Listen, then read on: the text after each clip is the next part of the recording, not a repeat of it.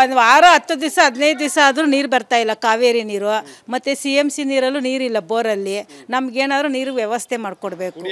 ಕುಡಿಯೋಕ್ಕೆ ನೀರಿಲ್ಲ. ನೀರು ಅದೇ ಟ್ಯಾಂಕರಲ್ಲಿ ನೀರು ಓಡಿಸ್ಕೊತಾ ಇದ್ದೀವಿ. 700-800 ರೂಪಾಯಿ ಕೊಡಬೇಕು ಒಂದು ಟ್ಯಾಂಕರ್ ನೀರಿಗೆ. ಏನು ಟ್ಯಾಂಕರ್ ಎಷ್ಟು ನೀರು ಓಡಿಸ್ಕೊಳೋದು? ವಾರಕ್ಕೆ 3 ಟ್ಯಾಂಕ್ ನೀರು ಓಡಿಸ್ಕೊಂಡ್ರೂ ಸಾಕಾಗಲ್ಲ. ಅದರಿಂದ ನಮಗೇನಾದ್ರು ವ್ಯವಸ್ಥೆ ಮಾಡಿಕೊಡ್ಬೇಕು. ಕಾವೇರಿ ನೀರು ಬಿಲ್ ಕಟ್ಟಬೇಕು, ಮಿನಿಮಮ್ ಬಿಲ್ ಕಟ್ಟಲೇಬೇಕು. ಅವ್ನು ಬಿಡದೆ ಹೋಗಲಿ ಮಿನಿಮಮ್ ಬಿಲ್ ಕಟ್ಟಬೇಕು ನಾವು. ಹಂಗಾಗಿ ನೀರು ಸಮಸ್ಯೆ ಆಗೈತೆ. ನೀರು ವ್ಯವಸ್ಥೆ ಮಾಡಿಕೊಡ್ಬೇಕು ನಮಗೆ. ನಮ್ಮದು ಅದೇ ಸಮಸ್ಯೆ ಸರ್. ನೀರಿನ ಬಿಲ್ ಕಟ್ಟಬೇಕು. ಕಾವೇರಿ ನೀರು ಬರಲ್ಲ, ಇದು CMC ನೀರು ಬರಲ್ಲ, ಯಾವ ನೀರು ಬರ್ತಾಯಿಲ್ಲ. ನಾವು ಒಡ್ಸ್ಕೋಬೇಕು. ಅವ್ರು ಕೇಳಿದಷ್ಟು ಕೊಟ್ಟು ಒಡ್ಸ್ಕೊಬತ್ತಾ ಇರ್ತೀವಿ. ಹಾಂ, ಈಗ ಅವ್ರು ಕೇಳಿದಷ್ಟು ಕೊಡ್ಬೇಕು. 700 ರೂಪಾಯಿಗೆ ತೊಗೋತಾರೆ. ಅದ್ರ ಮೇಲೆ ಕೇಳಿದ್ರು ನಾವು ಕೊಡಲೇಬೇಕು ಅಲ್ವಾ? ನಮಗೆ ನೀರು ಬೇಕು. ಇವಾಗ ಎಲ್ಲ ಸಮಸ್ಯೆನೂ ನೀರಿಂದೇ ಅಲ್ವಾ ಸರ್? ನೀರೇ ಮೇನು. ಯಾವ CMC ನೀರಿಲ್ಲ, ಕಾವೇರಿ ನೀರು, ಯಾವುದು ನೀರಿಲ್ಲ. ಕುಡಿಯೋಕ್ಕೂ ನೀರಿಲ್ಲ, ಏನಕ್ಕೂ ನೀರೇ ಬಳಸೋಕ್ಕೂ ನೀರಿಲ್ಲ. ಏನು ಟ್ಯಾಂಕಲ್ಲಿ ಒಡ್ಸ್ಕೊತಿದ್ದೀವಿ. ಟ್ಯಾಂಕಲ್ಲಿ ಸರಿಯಾಗಿ ಬರಲ್ಲ ಅವ್ರೂ. ಟ್ಯಾಂಕಲ್ಲಿ ಬಸ್ಸಸಿ ಒಡ್ಸ್ಕೊಂಡು ಇರೋದ್ರಲ್ಲಿ ಇದು ಮಾಡಬೇಕಷ್ಟೇ. ಎಷ್ಟು ಬರ್ತಾರೆ, ರೋಡಾಗ ಹೋಯ್ತಾರೆ ಹೊರತು ಮನೆ ಯಾವ ಸಮಸ್ಯೆನೂ ಕೇಳಲ್ಲ ಅವರು. ನೀರ್ದೇ ಆಗಲಿ ಇನ್ನೊಂದೇ ಆಗಲಿ ಏನೂ ಕೇಳಲ್ಲ, ಅಂದ್ಕೊಂಡು ಹೋಯ್ತಾ ಇರ್ತಾರೆ. ನೀರು ಬಿಟ್ಟಿಲ್ಲ, ತಿಂಗಳು ಮಾಮೂಲಿ ಬಿಲ್ ಬರುತ್ತೆ, ಬಿಲ್ ಕಟ್ತೀವಿ. ಅದರ ಬದಲು ನಾವು ಟ್ಯಾಂಕರಲ್ಲೇ ಒಡ್ಸ್ಕೊಬೋದಲ್ವಾ? ನೀರು ಅಂತಾರೆ. ಇಲ್ಲಿ ಬೋರಲ್ಲೂ ನೀರಿಲ್ಲ, ಇದು ಕಾವೇರಿ ವಾಟ್ರು ಬಿಡಲ್ಲ. ಮಿನಿಮಮ್ ಕಟ್ಟಲೇಬೇಕು. ಕಟ್ತಲೇ ಇದ್ದೀವಲ್ಲ, 2 ವರ್ಷದಿಂದಲೂ ಕಟ್ತಾ ಇದ್ದೀವಿ.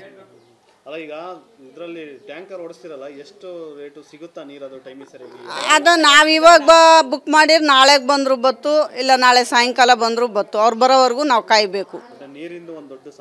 ಸಮಸ್ಯೆ ಹೌದು. ಎಲ್ಲರಿಗೂ ತಿಳಿಸಿದ್ದೀವಿ. 3 ದಿವಸ ಹೋಗಿದ್ದೀವಿ, ತಿಳಿಸಿದ್ದೀವಿ. MLA ಅವ್ರು ಇಲ್ಲೇ ಬಂದಿದ್ರು, ಅವ್ರಿಗೂ ತಿಳಿಸಿದ್ದೀವಿ. ಏನು ಪರಿಹಾರ ಸಿಗಲಿಲ್ಲ.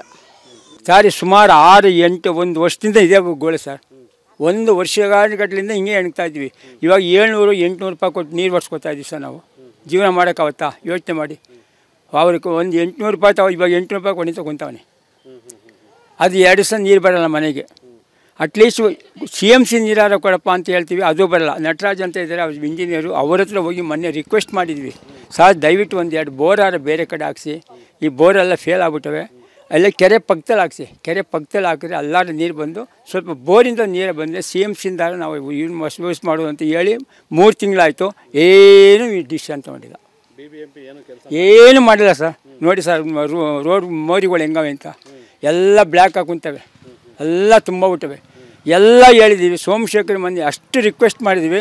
ಆಯ್ತಪ್ಪ ಹೋಗಿ ನೋಡ್ತೀವಪ್ಪ ಅಷ್ಟೇ. ಬಂದು ಎಷ್ಟು ಒಂದು 15-20 ದಿವಸ ಆಯ್ತು ಬಂದು. ಒಂದು ಇವತ್ತಿನವರೆಗೂ ಏನು ಡಿಸಿಷನ್ ಯಾವುದು ಮಾಡಿಲ್ಲ ಸರ್. ಯಾವುದು ಮಾಡ್ತಾಯಿಲ್ಲ. ಒಂದು ಚೂರು ಕೆಲಸ ಅವ್ರು ಏನು ಮಾಡ್ತಾಯಿಲ್ಲ.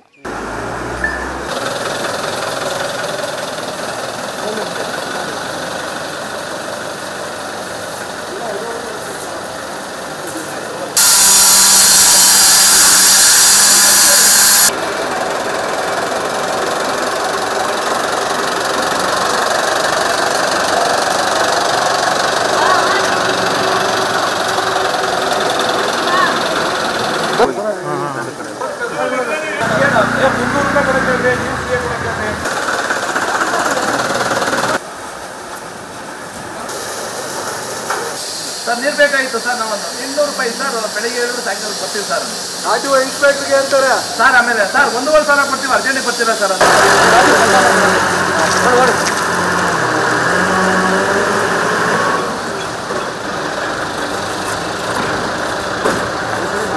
ಹಾಂ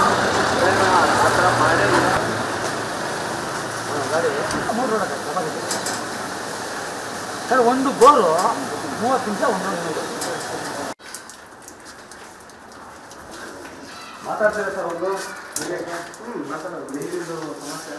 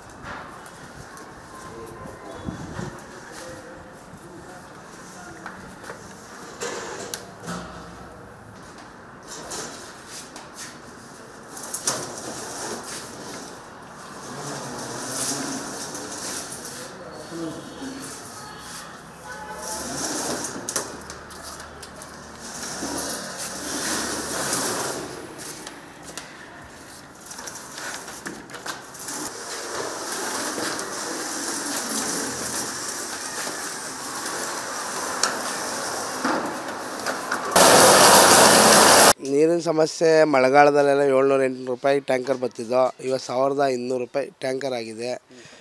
ಬೇಸಿಗೆ ಆಗಿರೋದ್ರಿಂದ ಎಲ್ಲೂ ಬೋರ್ಗಳಲ್ಲಿ ನೀರಿನ ಅಂತರ ಕಮ್ಮಿ ಆಗಿದೆ. ಹೀಗೆ ಏನಾದ್ರು ಬೆಂಗಳೂರಿನಲ್ಲಿ ಏನಾದ್ರು ಇದೇ ರೀತಿ ಆದರೆ ಕುಣಿಗಲ್ಲು ಮಾಗಡಿ ಈ ಭಾಗದಿಂದ ದೂರದಿಂದ ಟ್ಯಾಂಕಲ್ಲಿ ನೀರು ತರುವಂಥ ವ್ಯವಸ್ಥೆ ಆಗುತ್ತೆ. ಇದೇ ಬಿಸಿಲು ವಾತಾವರಣ ಮುಂದಕ್ಕೆ ಹೋದರೆ. ಆಮೇಲೆ ಏನಪ್ಪ ಅಂತಂದರೆ ನೀರಿನ ವಿಚಾರ ಬಂದಾಗ ಇವತ್ತು ಬೆಂಗಳೂರಿಗೆ ಮೇಕೆದಾಟು ಯೋಜನೆ ಏನಿದೆ ಅಂಥ ಯೋಜನೆಗಳನ್ನೇನಾದ್ರು ತಂದರೆ ಮತ್ತು ಬೆಂಗಳೂರಿಗೆ 2 ಕೋಟಿ ಜನಕ್ಕೆ ನೀರನ್ನು ಕುಡಿಯುವಂಥ ಒಂದು ವ್ಯವಸ್ಥೆ ಮಾಡಲಿಲ್ಲ ಈ ಸರ್ಕಾರಗಳು ಅಂದರೆ ಮುಂದಿನ ದಿನಗಳಲ್ಲಿ ತುಂಬ ತೊಂದರೆ ಆಗುತ್ತೆ. ಬೆಂಗಳೂರು ಇವತ್ತು ಎಂಥ ಸಿಟಿ ಅಂತ ಇಡೀ ದೇಶಕ್ಕೆ ಗೊತ್ತು, ಇಡೀ ಪ್ರಪಂಚಕ್ಕೆ ಗೊತ್ತು. ಇಂಥ ಒಂದು ಬೆಂಗಳೂರಿಗೆ ಇವತ್ತು ಅಂಥ ನೀರಿನ ವ್ಯವಸ್ಥೆ ಯಾರೂ ಕೂಡ ಸರಿಯಾಗಿ ಮಾಡ್ತಾಯಿಲ್ಲ. ಸರ್ಕಾರಗಳು ಅದ್ರ ಬಗ್ಗೆ ಕ್ರಮವನ್ನು ತಗೋಬೇಕು. ಇವತ್ತು ಮೇಕೆದಾಟು ಪಾದಯಾತ್ರೆ ಮಾಡಿದ್ದಾರೆ, ಅದನ್ನು ಅನುಷ್ಠಾನ ಮಾಡಲೇಬೇಕು. ಅದು ಯಾವ ರೀತಿಯಲ್ಲಿ ಮಾಡ್ತಾರೋ ಗೊತ್ತಿಲ್ಲ.